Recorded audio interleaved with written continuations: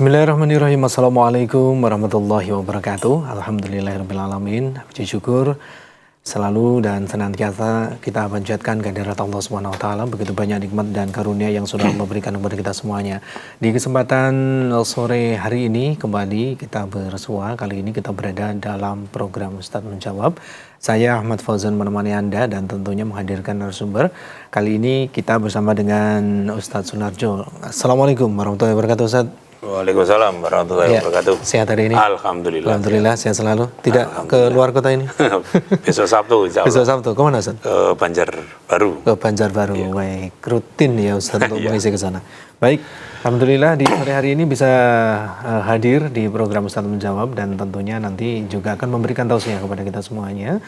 Dan sekaligus juga nanti kami memberikan kesempatan bagi Anda untuk bisa bergabung bertanya langsung kepada Ustadz di line telepon 02716793000, SMS WhatsApp di 08112553000. Tema yang diangkat di kesempatan kali ini adalah generasi terburuk.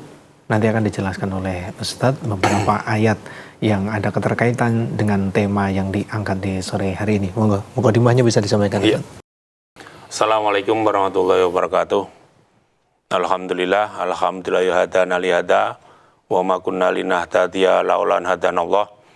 Asyhadu an la ilaha illallah wahdahu la syarikalah wa asyhadu anna Muhammadan abduhu wa rasuluh. Allahumma shalli ala Muhammad wa ala alihi wa ashabihi ajmain. Amma ba'du.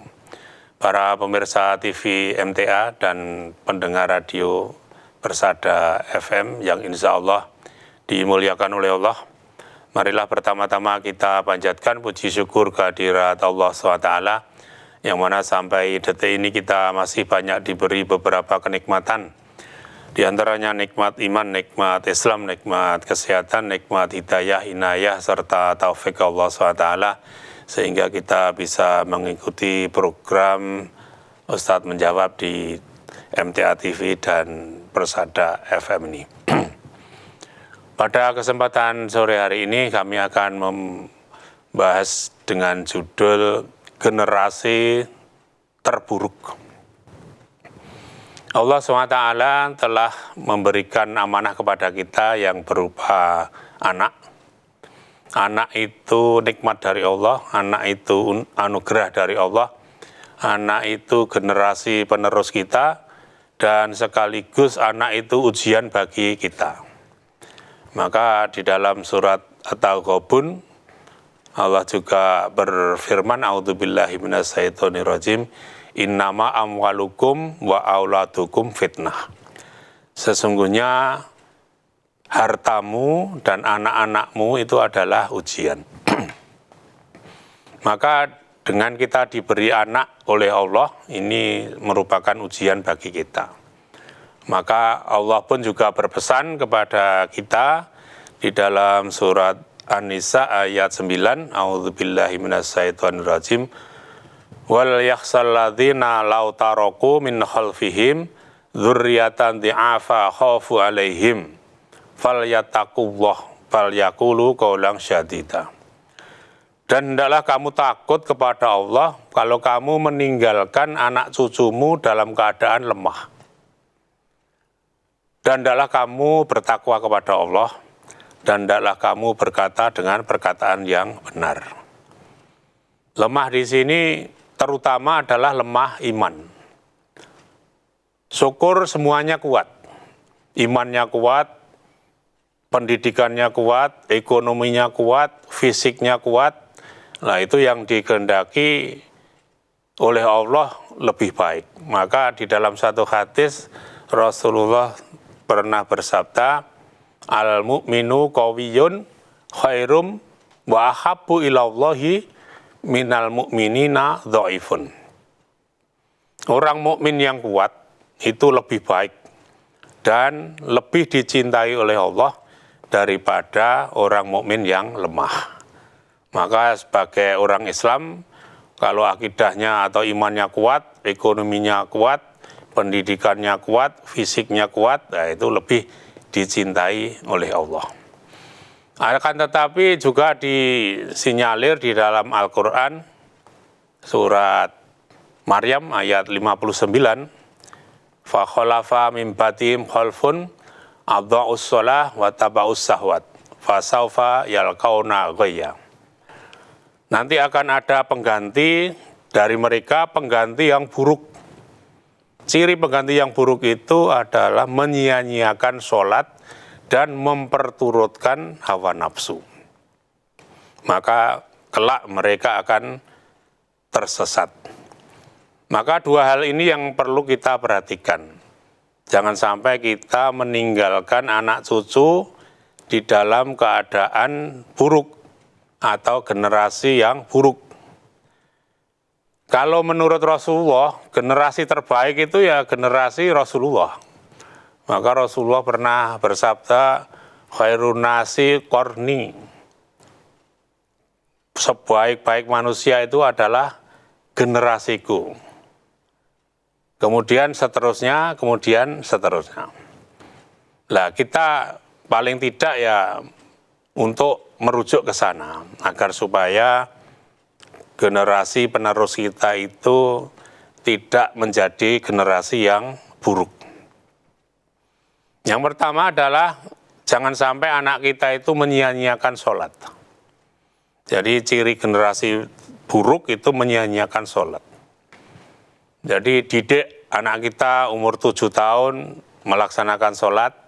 Kalau umur 10 tahun masih beler istilahnya, ya diberi peringatan dengan dipukul tetapi tidak yang menyakitkan. Karena sholat ini nanti amalan yang paling awal dihisab di hari kiamat. Jadi sabda Rasulullah itu, awalu ma yuhasabu bihi abdi yaumal qiyamah as-sholah. Fa in soluhat soluha sairu amali. Wa in fasadat fasada sairu amali. Yang paling awal dihisab dari seorang hamba adalah sholatnya. Kalau sholatnya itu baik, maka semua amalannya akan dianggap baik. Kalau sholatnya itu buruk, maka semua amalannya dianggap buruk. Jadi maka kalau kita ini punya anak, rajin sholat itu sudah bagus. Ciri khas itu bagus. Tetapi kalau beler ya kita harus memberi semangat. Seseorang kalau berani meninggalkan sholat, itu akan mudah berani meninggalkan hal-hal yang lain.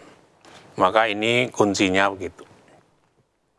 Kemudian ciri generasi yang buruk yang kedua adalah memperturutkan hawa nafsu. Nah, maka kita juga menghindari agar supaya anak-anak kita jangan sampai memperturutkan hawa nafsu. Ya termasuk diri kita juga. Maka dididik supaya bisa mengendalikan hawa nafsu. Karena pejuang fisabilillah itu hanya bisa dilakukan oleh orang yang bisa mengendalikan keinginannya. Walaupun keinginannya itu boleh. Maka cara yang pertama adalah jangan sampai kita memanjakan anak sejak kecil. Jadi anak itu dididik supaya disiplin. Jangan sampai dimanjakan. Walaupun kita ini punya, walaupun bisa, tetapi ya harus dikendalikan. Karena keinginan-keinginan kalau kecil itu biasa, tidak pernah ada yang tertolak, maka nanti besar pun juga demikian, tidak ada keinginan yang tertolak. Walaupun keinginan itu boleh. Maka dalam surat At-Taubah ayat 24 itu, Qul in kana aba'ukum wa abna'ukum wa ikhwanukum wa azwajukum wa asiratukum wa amwalun iktaraftumuha wa tijaratun takhsawna kasadaha wa masakinu tardawnaha ahabba ilaikum minallahi wa rasulihi wa jihadin fi sabilihi fatarabasu hatta ya'tiyallahu bi amri wallahu la yahdil qaumal fasikin. Di dalam ayat ini dengan tutupan Allah tidak akan memberi petunjuk kepada orang yang fasik. Orang yang fasik itu orang yang rusak. Rusak cara beragamanya, rusak cara memprioritaskan cara beragamanya. Seorang Muslim, seorang mukmin itu cinta pertama itu Allah, Rasul, dan berjuang fisabilillah. Lah, yang kadang mengganggu itu 8 hal di atas itu. Kadang-kadang bapaknya, kadang-kadang anaknya, kadang-kadang saudaranya, kadang-kadang istrinya, kadang-kadang kaum keluarganya, kadang-kadang harta yang diusahakan, kadang-kadang perdagangan, kadang-kadang rumah. Dan cinta kepada 8 hal itu lan boleh. Tapi kalau sampai mengalahkan cintanya kepada Allah dan Rasul dan sabilillah itu termasuk orang yang fasik. Maka harus diatur hawa nafsunya, jangan dimanja sejak kecil. Kemudian yang kedua adalah carilah pergaulan yang baik, orang-orang yang baik, milieu yang baik. Anak kita maupun diri kita. Karena seseorang itu biasa meniru kebiasaan teman akrabnya. Almar'u ala dini khalilihi fal yangdur man huwa yukhaliluhu. Jadi seseorang itu biasa mengikuti orang yang dicintai, yang dikasihi, atau teman akrabnya. Maka perhatikan bagaimana teman akrabnya itu. Maka kalau menurut Allah, siapa yang perlu ditemani adalah dalam surat Al-Kahfi ayat 28. Wasbir nafsaka ma'alladzina yad'una rabbahum bil ghadati wal asiyyi yuriduna wajhah. Ila akhirih. Dan bersabarlah kamu bersama orang-orang yang selalu menyeru Tuhannya di waktu pagi maupun senja hari dalam rangka mencari ridho Allah. Maka dalam awal ayat ini ada wasbir itu fi'il amr, perintah untuk bersabar bersama orang-orang yang beriman, selalu ingat Allah. Karena apa? Karena manusia itu namanya manusia, kalau kumpul ya pasti ada perbedaan pendapat. Maka disuruh bersabar. Nah, bagi orang yang beriman, kalau ada perbedaan pendapat ya kembalinya kepada Allah dan Rasul. Maka dalam surat An-Nisa 59 itu kan fa in tanaza'tum fi syai'in farudduhu ilallahi wa rasulih in kuntum tu'minuna billahi wal yaumil akhir. Dan apabila ada perbedaan pendapat, ya kembali kepada tuntunan Allah, kembali kepada tuntunan Rasul. Kalau kamu itu termasuk orang yang beriman kepada Allah dan yakin adanya kehidupan akhirat. Itu teman yang harus kita temani. Kemudian yang ketiga, harus selalu ingat kepada Allah. Jadi ingat kepada Allah itu setiap saat. Jangan Allah itu dijadikan tambal butuh istilahnya. Kalau sedang susah baru ingat Allah. Kalau sedang senang lupa kepada Allah. Nah ini tidak baik bagi konsep orang yang beriman. Maka Allah pun juga menggambarkan bagaimana orang yang tambal butuh itu di dalam surat Yunus ayat 12. Gitu. Wa idzal masal insanu dzurru ta'ana li jambihi au qa'idan au qa'iman. Falamma kasafna dzurrahu anhu marra ka'alam yata'una illa dzurrimasa. Kadzalika yuzina lil musrifina makanu ya'malun. Apabila manusia itu ditimpa musibah, mereka itu berdoa kepada kami Allah dengan berbaring, dengan berdiri, dengan duduk. Istilahnya Jawa itu nibotangi, dongo terus kepada Allah. Itu kalau susah. Tetapi kalau bencana itu sudah dihilangkan oleh Allah, dia itu lupa. Seakan-akan tidak pernah berdoa kepada Allah untuk menghilangkan bencana itu. Kadzalika yuzina, yang demikian itu dipandang indah. Gitu. Jadi perbuatan tambal butuh itu kadzalika yuzina lil musrifina makanu ya'malun. Jadi orang-orang yang melampaui batas itu dikira begitu itu baik. Padahal begitu itu tidak baik. Yang baik adalah ketika susah ya ingat Allah, ketika senang ya ingat Allah. Bahkan Rasulullah itu pernah mengajari kepada kita semuanya. Gitu. Man syarahu an yastajiba du'a min syadaidi fal yaksir du'a firroha. Barang siapa ingin doanya itu dikabulkan oleh Allah ketika dia susah, maka perbanyaklah doa ketika dia itu senang. Nah itu. Kalau kita itu ingin doanya terkabul ketika susah, ya ketika senang kita harus malah banyak berdoa. Itu rahasia dari Rasulullah untuk bagaimana supaya doa itu terkabul. Kemudian yang keempat, harus ada amar ma'ruf nahi mungkar. Jadi ciri umat yang baik itu dalam surat Al-Imran 110, kuntum khaira umatin ukhrijat linnasi ta'muruna bil ma'ruf wa tanhauna 'anil munkar wa tu'minuna billah. Kamu akan menjadi umat yang terbaik yang dikeluarkan kepada manusia, maksudnya yang hidup di dunia ini, asal punya 3 syarat. Kamu harus mengajak untuk berbuat baik. Yang kedua, kamu harus mencegah kemungkaran. Yang ketiga, kamu harus tetap beriman kepada Allah. Itu ciri masyarakat yang baik. Kalau daerah itu 3 itu ada, berarti daerah itu baik. Kalau salah satu tidak ada, ya tidak baik. Demikian juga dalam rumah tangga kita, 3 hal itu harus ada.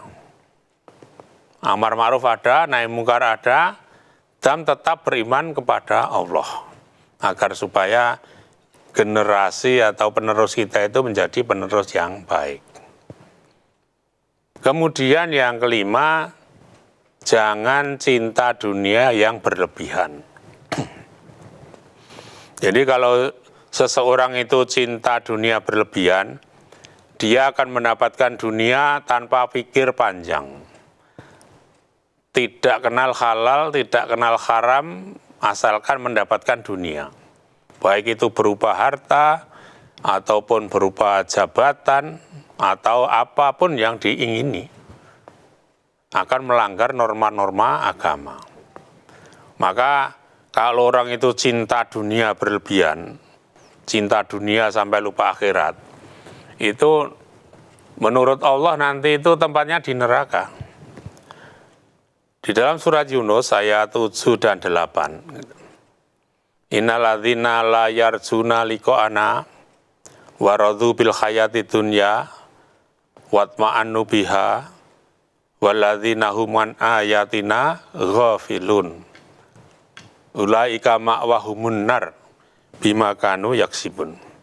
Di ayat 8-nya ulaika ma'wahumun nar, mereka itu tempatnya di neraka. Disebabkan apa yang mereka perbuat. Apa yang mereka perbuat? Nah, itu jawabannya di nomor 7 itu, di ayat 7. Jadi apa? Orang-orang yang tidak ingin bertemu dengan Allah. Maksudnya tidak percaya kepada akhirat. Yang kedua, orang yang ridho dengan kehidupan dunia sampai lupa akhirat. Yang ketiga, orang yang merasa tentram dengan kehidupan dunia. Yang keempat, orang yang terhadap ayat-ayat Allah itu nyepelek.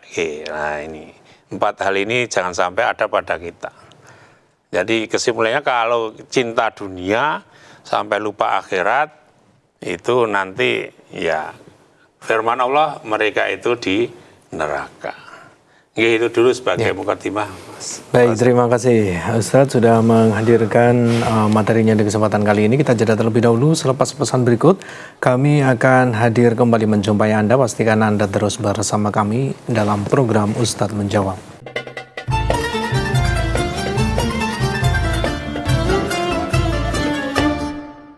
Ya, baik pemirsa dan pendengar dimanapun Anda berada, terima kasih bagi Anda yang selalu setia bersama kami dalam program Ustadz Menjawab. Dan kini saatnya berkesempatan bagi Anda untuk bisa bergabung bersama, bertanya langsung pada Ustadz di line telepon 02716793000, SMS WhatsApp di 08192553000. Coba kita bacakan terlebih dahulu Ustadz pertanyaan yang ada di WhatsApp. Datang dari saudara kita ini bertanya, apakah betul Ustadz sebaik-baik bekal mati adalah takwa? Terus bagaimana cara menjadi orang yang bertakwa itu? Mohon dijelaskan Ustaz. Nggih. Nggih, betul. Jadi bekal untuk kematian itu ya takwa. Maka dalam surat Al-Baqarah ayat 197, fatazawwatu fa inna khairazati taqwa. Dan berbekallah. Dan sebaik-baik bekal adalah takwa. Maka bekal untuk kematian, untuk hari akhir itu ya terbaik takwa. Termasuk juga perintah Rasulullah kan, ittaqillaha haitsuma kunta. Ya, bertakwalah kamu kepada Allah dimanapun kamu berada, ketika sendiri, ketika di ramai, ketika di pasar, ketika di jalan, ya harus selalu bertakwa kepada Allah. Dan bagaimana cara bertakwa? Jadi takwa itu kan iman dan amal soleh, itu takwa. Maka keimanan kita, akidah kita harus diluruskan dulu. Gitu. Jadi yang disembah itu hanya Allah. Itu inti dari keimanan. Gitu. Kemudian setelah yakin, kemudian mengamalkan apa yang diperintahkan Allah, apa yang dilarang oleh Allah. Jadi iman itu tidak hanya sekedar percaya, tetapi harus ya mengamalkan dari keimanan itu. Maka Hasan Al-Basri mengatakan, laisal imanu bitamani wala bitahali, walakin maqara fi qalbi wa sadaqahul amal. Jadi bukanlah iman itu imajinasi, dan bukan hanya perkataan, tetapi keyakinan yang tertanam di dalam hati dan dibuktikan dengan amal soleh. Nah, maka takwa itu ya iman dan amal soleh. Akidahnya benar, amal soleh itu ya syariat. Jadi syariat itu apa-apa yang diatur dalam kehidupan kita, baik dari bangun tidur sampai tidur, itu syariat.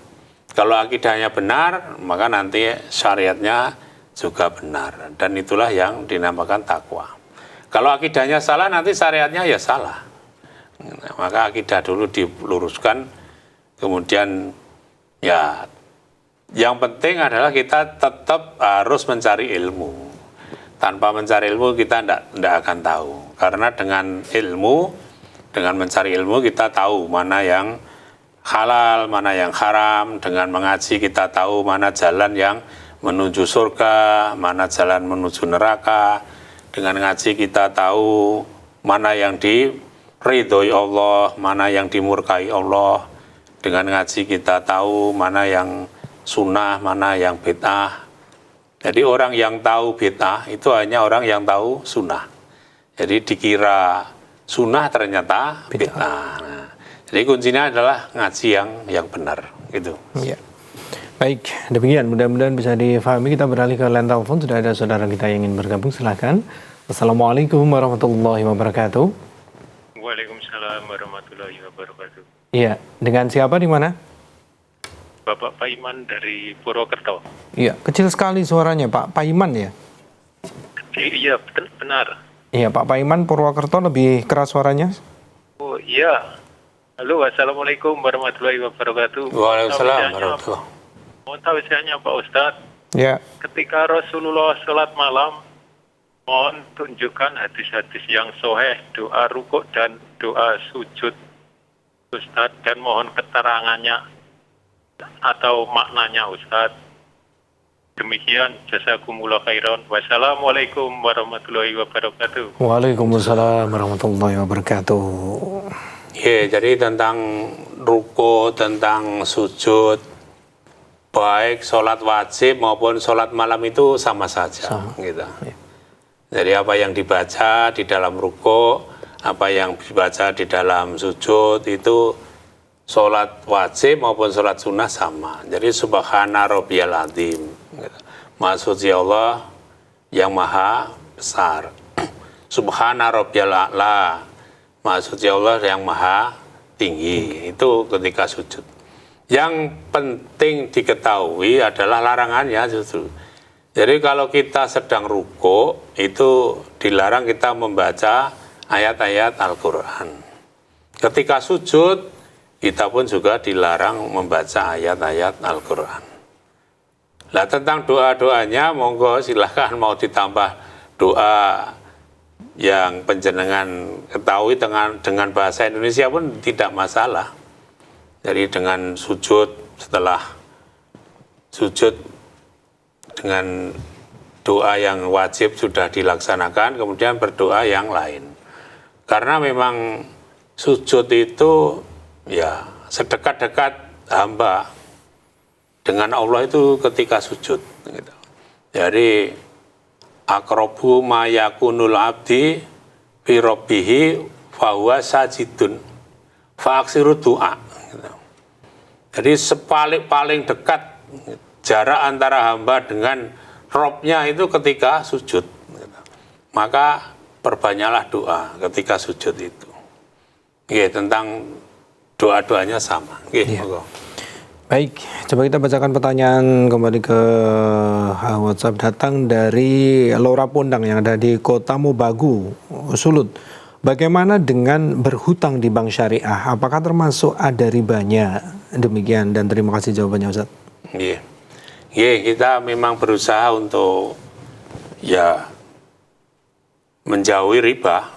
Maka dengan adanya bank syariah itu kita terhindar dari riba. Asal syariahnya itu betul-betul syariah.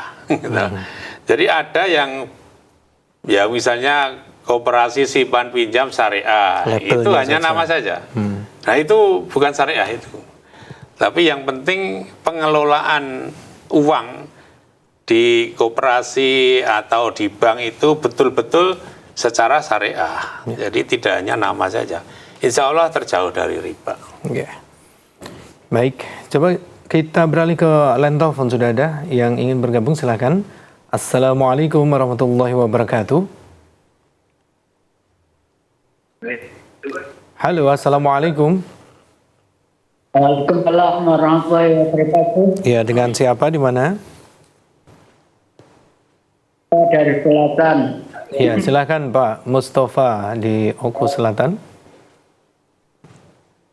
Assalamualaikum warahmatullahi wabarakatuh. Waalaikumsalam warahmatullahi wabarakatuh. Ya, silakan.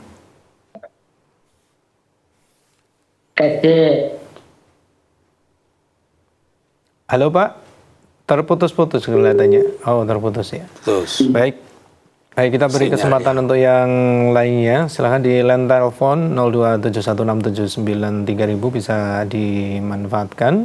Ataupun juga di telepon WhatsApp 08112553000. Baik, sambil menunggu yang di telepon, sudah ada? Ya, Assalamualaikum warahmatullahi wabarakatuh. Waalaikumsalam warahmatullahi wabarakatuh. Dengan siapa di mana? Saya Ramadan Jambi Merangin. Pak Ramadan Merangin ya, silakan. Betul. Assalamualaikum Ustaz. Waalaikumsalam warahmatullahi wabarakatuh. Terima kasih berkesempatan untuk hadir pada sore ini. Iya. Sebelum pertanyaan saya sampaikan, beberapa tahun yang lalu saya kebetulan tinggal bertetangga dengan satu masjid. Dahulunya saya diajak untuk jadi pengurus masjid membeli tanah. Tanah itu dibangunkan sebuah sekolah. Setelah sekolah itu selesai, saya tidak diajak lagi untuk jadi pengurus masjid.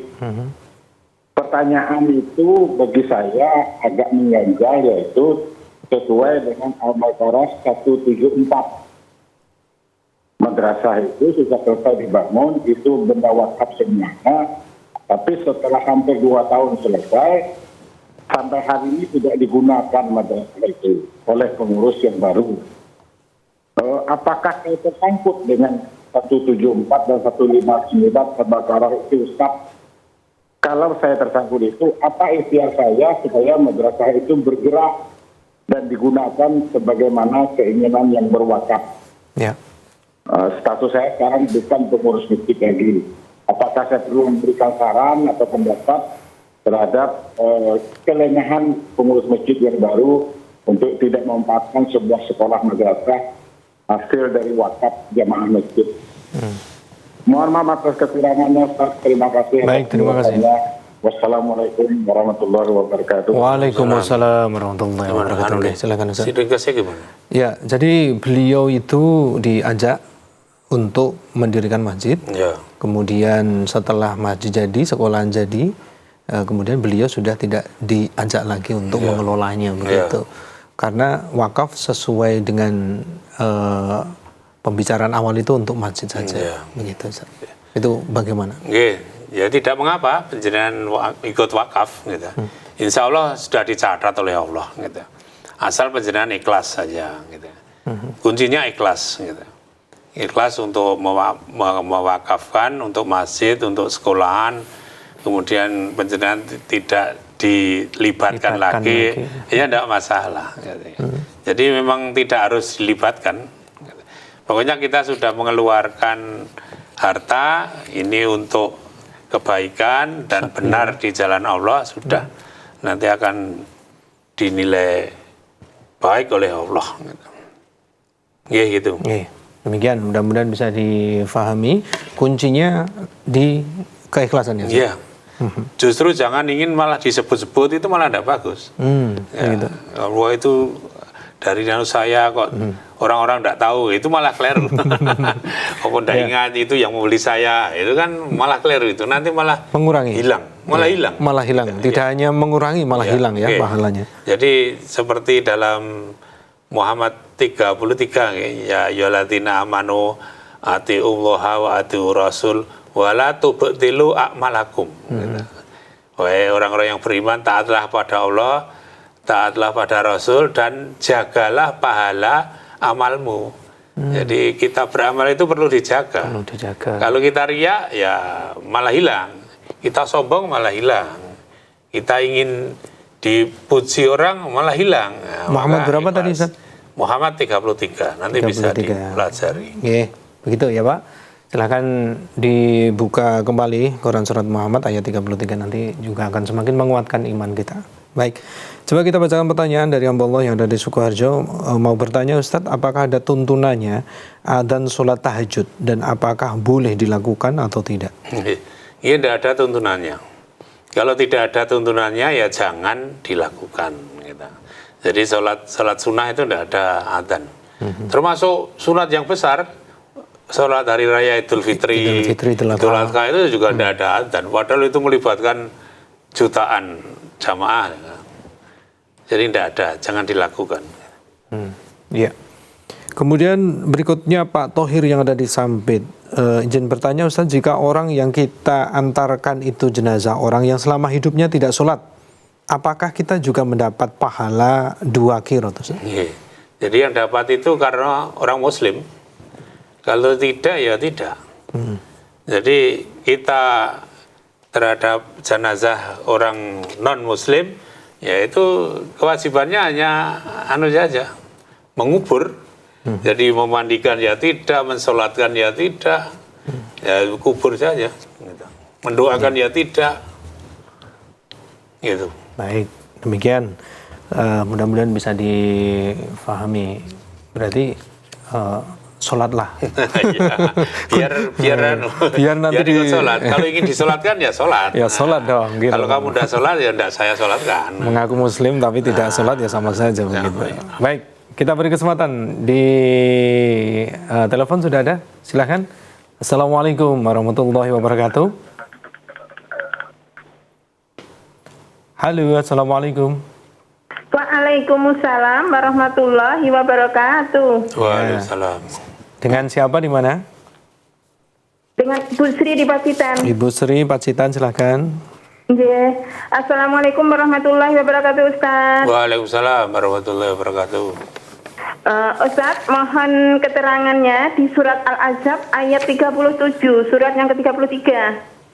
Nggih. Terima kasih atas tausiahnya. Assalamualaikum warahmatullahi Kesimpulannya wabarakatuh. Wah, kesimpulannya apa Bu? Kita harus nyari gitu. ini, Ustadz, Dibacakan apa namanya? artinya. Gimana? Artinya dibacakan dong. Oh ya, dan ingatlah ketika engkau Muhammad berkata kepada orang yang telah diberi nikmat oleh Allah dan engkau juga telah memberi nikmat kepadanya.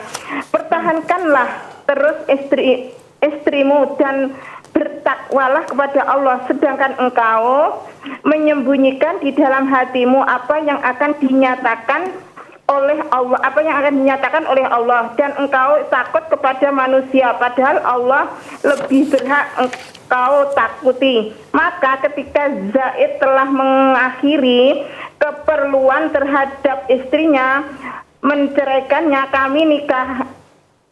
kami nikahkan engkau dengan dia, Zainab, agar tidak ada keberatan bagi orang mukmin untuk menikahi istri-istri anak-anak angkat mereka. Apabila anak-anak angkat itu telah menyelesaikan keperluannya terhadap istrinya, dan ketetapan Allah itu pasti terjadi. Itu mohon keterangannya bagaimana Ustaz yang menyembunyikan di dalam hatimu itu. Nggih. Jadi itu Terima masalah kasih, Ustaz. Cukup. Ya. Nggih. Terima kasih. Nggih. Jadi itu kan masalah hukum. Jadi masalah hukum, anak angkat itu bukan seperti anak kandung. Jadi kesimpulannya ayat itu sebagai hukum itu. Jadi kalau bekasnya ya istri dicerai, kemudian oleh Zaid ini, kemudian dinikah oleh Nabi Muhammad, itu boleh karena Zaid itu anak angkat. Tapi kalau anak kandung tidak boleh. Nah, kesimpulannya kan gitu. Kan dulu itu kan ya kusak-kusuk di orang Quraisy itu kan Muhammad kawin dengan jandanya anaknya lah itu kan. Nah, itu kemudian turun ayat itu. turun ayat itu. Itu hukum Bu itu. Jadi anak angkat itu bukan seperti anak kandung. Status hukumnya pun Iya. juga Termasuk nanti warisan juga berbeda. berbeda. Warisan juga. Iya. Itu kesimpulannya. Baik, demikian mudah-mudahan bisa difahami Ibu Sri yang ada di Pacitan. Coba kita terima kembali yang ada di line telepon. Bagi Anda yang ingin bergabung silahkan di 02716793000, SMS WhatsApp 08112553000. Assalamualaikum warahmatullahi wabarakatuh.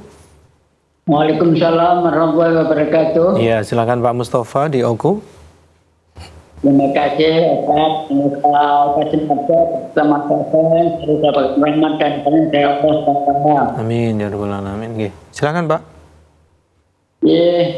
Mau tanya Pak Ustaz Mata, yaitu sebuah hadis yang berkaitan dengan salat jamaah dalam pengaturan sholat. Kasusnya sebagai berikut: anak-anak yang sholat. Ukimati salatu wa aqbala alaina Rasulullah sallallahu alaihi wasallam bi wahdihi faqala aqimu shufakum wa taqasu fa inni arakum min wara'i dhuhri. Dari Anas ia berkata, salat telah diiqamati, lalu Rasulullah SAW menghadap kepada kami dengan wajahnya, lalu bersabda, luruskanlah saf kalian dan rapatkanlah kalian, sesungguhnya aku bisa melihat kalian dari balik punggungku. Hadis dari 1 halaman 176. Yang saya tanyakan Pak Ustaz yaitu pada kalimat yang terakhir, karena sesungguhnya aku bisa melihat kalian di balik punggungku. Bagaimana terima kasih. Assalamualaikum warahmatullahi wabarakatuh. Waalaikumsalam warahmatullahi wabarakatuh. Iya, jadi inti hadis itu kan kita di dalam sholat itu softnya itu harus Rapat. lurus, harus rapat. Intinya itu. Jadi kemudian di akhir itu saya bisa melihat ya di depan atau di punggung itu Rasulullah bisa melihat. Jadi memang keistimewaan Rasulullah, mujizat Rasulullah. Jadi walaupun Rasulullah itu tidak melihat, tetapi ya tetap tahu kamu lurus apa tidak, itu kan harus lurus. Dan soft itu ya juga harus dinyatakan di luar, seperti softnya harus lurus. Itu ya kita ya di luar sholat ya harus lurus. Ada teman kemajon diundurkan, ada teman beler semangati gitu. Di soft itu harus rapat. Ya ini maksudnya supaya orang muslim itu rukun gitu. Jangan sampai ketika sholat rapat, ketika di luar jotosan. Nah, ini kan itu udah ada artinya gitu. Jadi itu mukjizat Rasulullah, Pak. Baik di depan atau belakang ya tahu Rasulullah. Ya, Rasulullah tahu. Baik. Itu tadi pertanyaan terakhir. Mudah-mudahan apa yang sudah kita pelajari di sore hari ini banyak memberikan manfaat kepada kita semuanya, dan lebih penting lagi kita aplikasikan dalam kehidupan kita sehari-hari. Ustaz, sebagai penutupnya bisa disampaikan. Maka ini judulnya tadi kan generasi terburuk. Nah, kita kan menghindari untuk punya generasi yang terburuk, gitu. Punya generasi buruk dan dalam punya anak cucu itu orang yang beriman yang baik gitu. Dan ada juga Rasulullah juga pernah bersabda tentang generasi yang terburuk ini. Di dalam sabda Rasulullah itu, sayati ala nasi zamanun ulaika sarul khalqi la khalaqa indallah. Akan datang suatu masa, suatu zaman, mereka itu seburuk-buruk makhluk. Dan mereka itu tidak ada bagian di sisi Allah. Itu ada 4. Yang pertama, himmatuhum butunuhum. Jadi cita-cita mereka itu hanya mengisi perut. Itu generasi terburuk. Gitu. Kemudian yang kedua, wasyarafuhum mata'uhum. Jadi kemuliaannya itu terletak pada perhiasannya. Jadi orang dimuliakan kalau punya uang banyak. Orang dimuliakan kalau pangkatnya tinggi, orang dimuliakan kalau pokoknya kendaraannya bagus, rumahnya bagus. Nah, itu generasi terburuk. Kemudian yang ketiga, kiblatuhum nisa'uhum. Jadi patokannya itu justru wanita, apa-apa wanita, musyawarah malah minta wanita. Yang ini diajukan wanita, itu generasi terburuk. Kalau dalam hadis yang lain, kalau urusan itu diurus wanita ya punggung bumi itu tidak baik, lebih baik perut bumi daripada punggung bumi. Kemudian yang keempat adalah wadinuhum darohimuhum wadanariruhum. Jadi agama mereka itu dinar dan dirham. Jadi apa yang dipikirkan dari mulai bangun sampai tidur lagi itu hanya uang saja. Jadi dinar dan dirham itu kan uang. Kalau dinar itu uang emas, kalau dirham itu uang perak. Nah, kalau di Indonesia ya rupiah. Jadi melek sing dipikir rupiah, mau tidur isih mikir rupiah. Itu generasi terburuk menurut Rasulullah. Saya kira itu. Baik. Dihindarilah. Terima kasih Ustaz tausiahnya di sore hari ini. Insya Allah banyak manfaat yang bisa kita ambil. Lain kesempatan bisa kita lanjutkan. Insya Allah. Assalamualaikum warahmatullahi wabarakatuh. Waalaikumsalam warahmatullahi wabarakatuh. Pemirsa dan pendengar dimanapun Anda berada, demikian tadi kajian sore hari ini dalam program Ustadz Menjawab. Terima kasih atas perhatian Anda. Mari kita akhiri. Alhamdulillahirrahmanirrahim. Subhanakallahumma bihamdika asyhadu an la ilaha illa anta astaghfiruka wa atubu ilaik. Billahi taufiq wal hidayah. Wassalamualaikum warahmatullahi wabarakatuh.